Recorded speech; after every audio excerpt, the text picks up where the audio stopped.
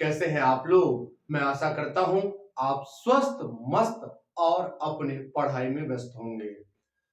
तो आज का एपिसोड जो होने वाली है वो 12th बायोलॉजी का लेक्चर नंबर 6 होने वाली है, अर्थात छठा वीडियो होने वाला है। और आज हम 12th बायोलॉजी का जो टॉपिक शुरू करने जा रहे हैं वो है जायांग। क्या है? जायांग, अर्थात पुष्प का मादा जननांग। पुष्प का मादा जननांग। तो इससे पहले नर जननांग, नर युग्मक, इस पर मैंने इन डिटेल, इन डेप्थ वीडियो बना करके समझा दिया है। और अगर नहीं देखे हैं तो पहले पिछला वीडियो देख लीजिए, ये उससे तब बेहतर समझ आएगा। और फर्स्ट लेक्चर तो देखनी बहुत ही अनिवार्य है, मैंने बहुत इन डिटेल, इन डेप्थ चर्चाएं की थी। तो आज का बहुत ही खूबसूरत वीडियो होने वाला है। आज बहुत ही खूबसूरत वीडियो होने वाला है और उस खूबसूरत वीडियो के शुरुआत करने से पहले मैं आपके सामने कुछ खूबसूरत लाइन पेश करना चाहता हूं। वो लाइन है खूबसूरत, जो आपके अंदर जोश, उत्साह और ऊर्जा भर देगी। चलिए उसको बोलते हैं। ना कोई कठिनाई, ना कोई तकलीफ, तो क्या मजा है जीने में। ना कोई कठिनाई, ना कोई तकलीफ, तो क्या मजा है जीने में। बड़े बड़े तूफान थम जाते हैं, बड़े बड़े तूफान थम जाते हैं जब आग लगे हो सीने में, जब आग लगा हो सीने में। तो चलिए इसी खूबसूरत लाइन के साथ आज की खूबसूरत वीडियो का शुरुआत करते हैं।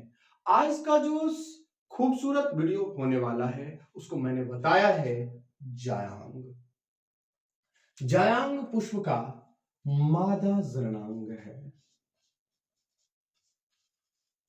पुष्प का मादा जननांग है। जायांग पुष्प का मादा जननांग है। और इसकी जो इकाई होती है, इसकी जो इकाई होती है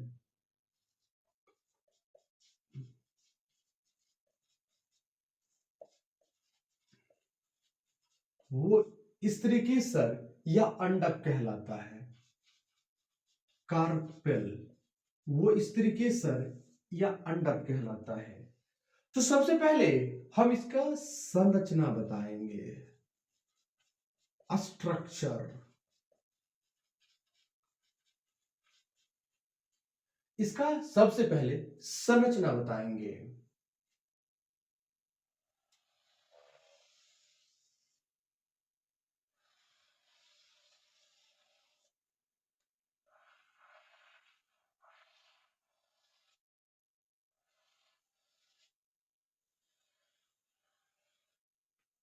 यह है आपका जायांग या स्त्रीकेसर या अंडक। इसके सबसे ऊपरी भाग को वर्तिकाग्र कहते हैं। अस्टिग्मा। बीच वाले नलीनुमा भाग को वर्तिका कहते हैं या अस्टाइल। निचली फूली हुई संरचना को अंडाशय कहते हैं। निचली फूली हुई संरचना को अंडाशय कहते हैं। ध्यान से समझिए, अंडाशय के अंदर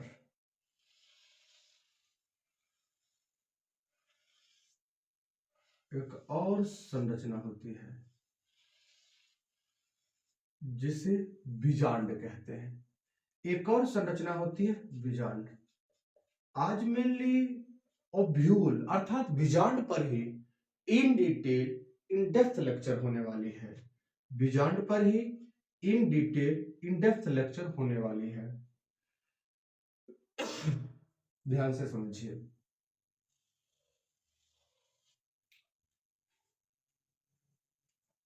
तो स्त्रीकेसर या अंडक के समूह को जायांग कहते हैं। जायांग हो सकता है किसी पुष्प में एक जायांग हो या हो सकता है एक से अधिक जायांग हो।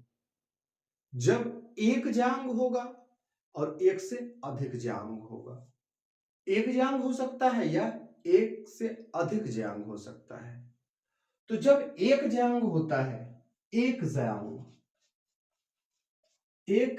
जब एक स्त्री केसर होता है, एक स्त्री केसर, इसे बोलते हैं मोनोपिस्टिलेट।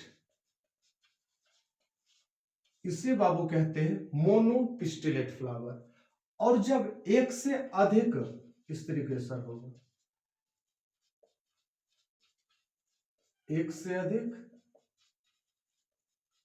स्त्री केसर, उसे बोलते हैं पॉलीपिस्टिलेट।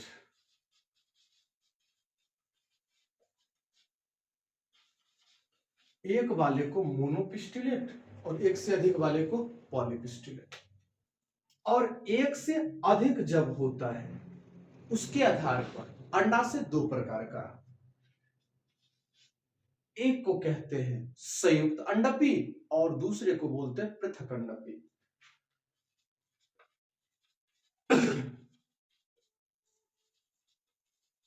अंडपी इसे बोलते हैं सिनकार्पस। एक से अधिक अंडक उपस्थित हो, एक से अधिक अंडक उपस्थित हो, ध्यान से समझिए, यह एक, और इसके बाद वाला भी जो एक हो अवेलेबल, ये इससे सटा हुआ हो, इससे सटा हुआ। जब सटा हुआ सभी अंडाशय एक दूसरे से जुड़े होते हैं, अंडाशय सब एक दूसरे से जुड़े, उसे बोलते सिनकार्पस अंडाशय। तो वैसा अंडाशय, वैसा दो या अधिक अंडाशय जो एक दूसरे से जुड़े हुए अर्थात सटे हुए होते हैं, उसे बोलते संयुक्त अंडपी। दूसरा है पृथक अंडपी। पृथक अंडपी इसे बोलते हैं एपोकार्पस। इसे बोलते हैं एपोकार्पस। एपोकार्पस अर्थात एक से अधिक होगा अवेलेबल, एक से अधिक अवेलेबल होगा, लेकिन ये सब अलग अलग होंगे। पुष्पासन परिस्थिति है लेकिन अलग अलग, लेकिन अलग अलग होगा। जब अलग अलग होगा तो उसे हम क्या कहेंगे? पृथक अंडपी। क्या बोलेंगे बाबू? पृथक अंडपी। देवी और सज्जनों याद रखिए, एक को संयुक्त अंडपी और दूसरे को पृथक अंडपी कहा जाता है। अब जो है, अभी मैंने आपको समझाया कि स्त्रीकेसरी अंडक की संरचना क्या है, स्त्रीकेसरी अंडक की संरचना क्या है, और उसके बाद अब हम ले चलते हैं आपको अंडाशय में। अब हम कहा ले चलते हैं? अंडाशय। तो अंडाशय,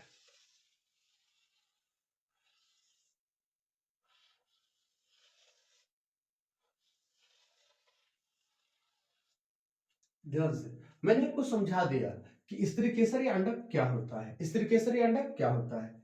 स्त्रीकेसरी अंडक का जो फूली हुई संरचना है उसे कहते हैं अंडाशय।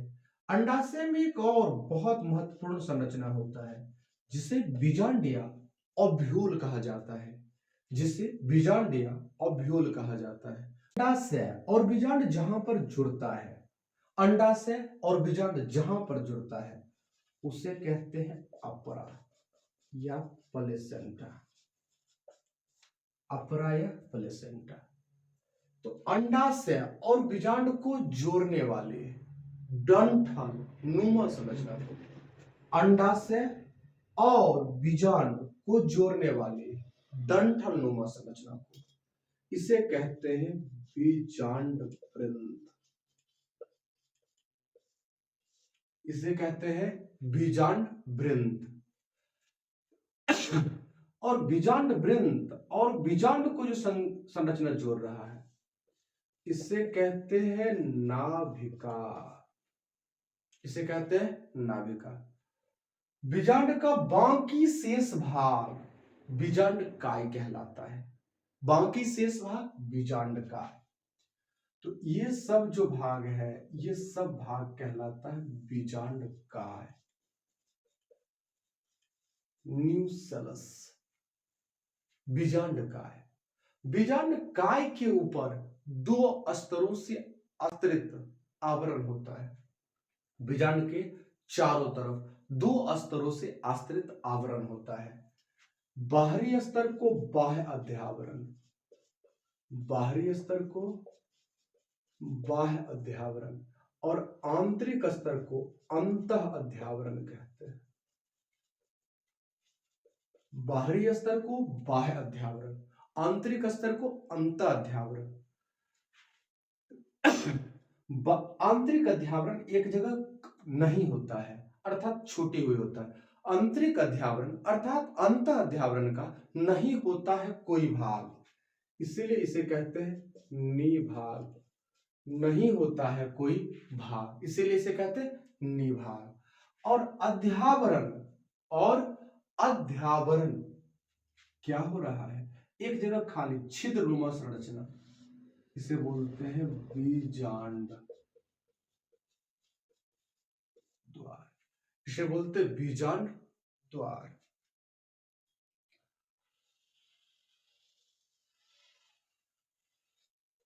बीजांड द्वार और बीजांड द्वार के बीच बीजांड काय में, बीजांड द्वार के बीच बीजांड काय में एक खाली संरचना होता है।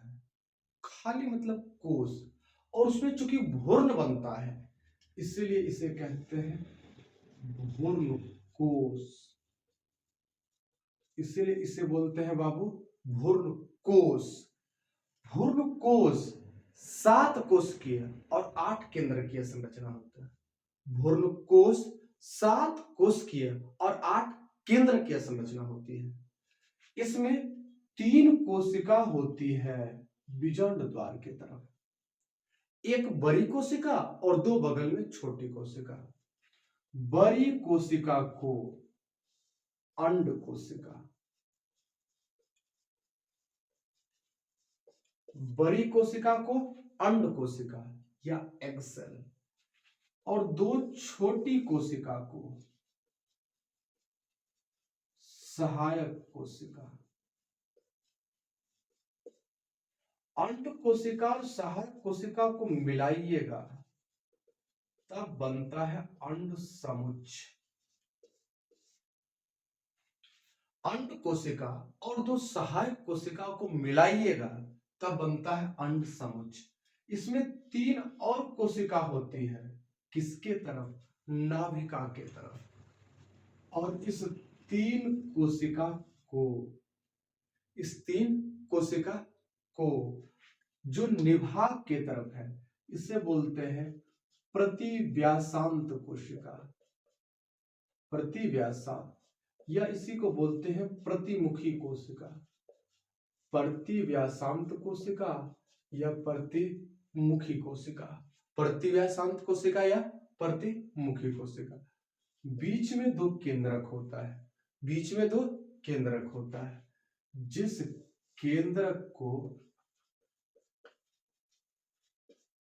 ध्रुवीय केंद्रक कहते हैं, जिस केंद्रक को ध्रुवीय केंद्रक कहते हैं।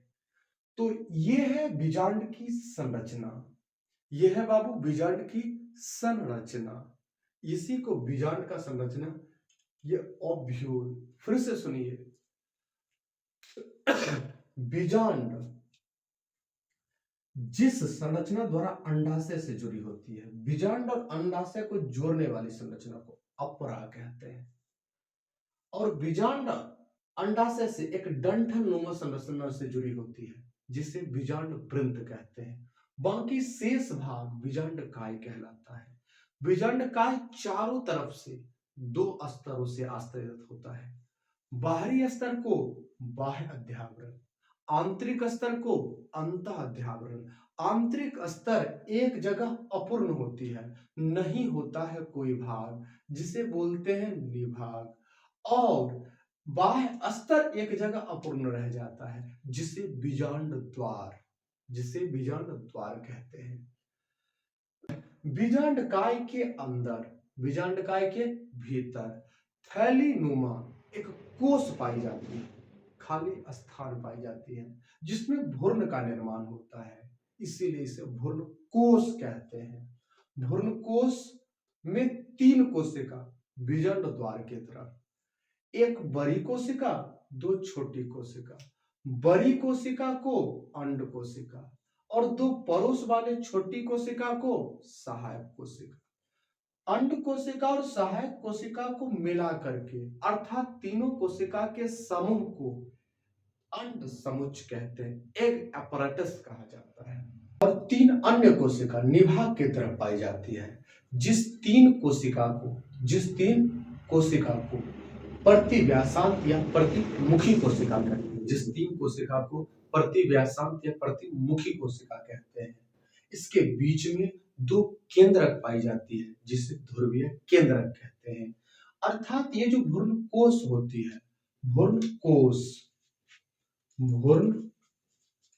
कोश ये 7 कोशिकीय भ्रूण कोश 7 कोशिकीय और 8 केंद्रकीय संरचना होती है। भ्रूण कोश 8 कोशिकीय भ्रूण कोश 7 कोशिकीय और 8 केंद्रकीय संरचना होती है। भ्रूण कोश 7 कोशिकीय और 8 केंद्रकीय संरचना होती है। ये नीट में क्वेश्चन पूछा गया है। अब इसके आगे का जो टॉपिक है वो है बीजांड के प्रकार। अब होने वाला है बीजांड के प्रकार, वो आज चर्चा नहीं करेंगे। अब ये आज चर्चा नहीं, ये करेंगे अगले एपिसोड में। आज के लिए बस इतना ही। मिलते हैं आपसे अगले एपिसोड में। तब तक के लिए हंसते रहिए, मुस्कुराते रहिए और पढ़ते रहिए बायोलॉजी महाराज सर के साथ।